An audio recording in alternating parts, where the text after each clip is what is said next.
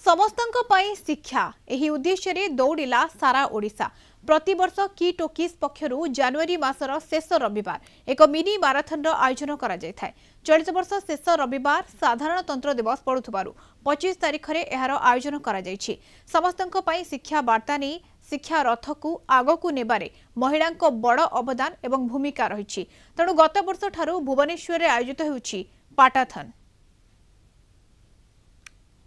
आज वार्ता थिला एजुकेशन फॉर ऑल। समस्त छात्र छात्री समस्त पिला माने पाठ पढ़िबा दरकार।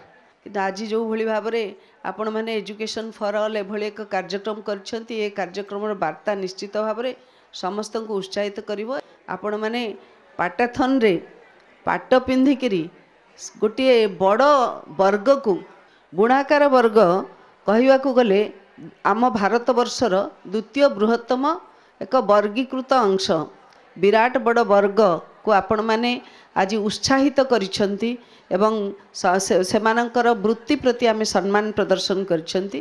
प्रत्येक वर्ष धरिक ये कार्यक्रम हब निश्चित भाव में आग को अच्युत बाबू एभली इनोवेटिव प्रोग्राम सब नौ थांतु एवं ये समस्त प्रेरणादायी ही रही था। बहुत सुंदर लगुच डेफिनेटली सार जो माने रही एम कि एजुकेशन फॉर ऑल सेटा तो निश्चित भाव में प्रमोट करा जाउची। आ ता सहित जो वीवर्स माने अछंती से माने मध्य एम्पावर्ड हेबे। समस्तंग पई शिक्षा एटा हमें गत 12 रु 15 वर्ष हेलानी एकु हमें अवेयरनेस प्रोग्राम करूचु सारा ओडिशा रे। आज ओडिशा रो 30टा जिल्ला रे आ 4टी शहर पारादीप राउरकेला भुवनेश्वर एमती मिसी 34टा जगह रे मिनी माराथन सरी गलानी। 34टा जगह रे ओडिशा रो आ भारत वर्षर 65 जगह रे मिनी माराथन सरीची एजुकेशन फॉर ऑल।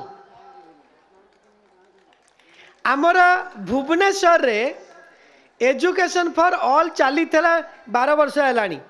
गत वर्ष टू ए जो मिनी माराथन ता ना देचु पाटाथन। गत वर्ष टू पाटाथन ना देचु। तेणु महिला माने पाट पिंधि साड़ी पिंधि दौड़े। आमे संस्कृति परंपरा साड़ी सबको प्रमोट करने सहित बाचस्पति महोदय जहाँ कहले बुणाकार मानक मध्य आमे इनडायरेक्टली प्रबल मात्रा रे साहाय्य करूचु उत्साहित करूचु।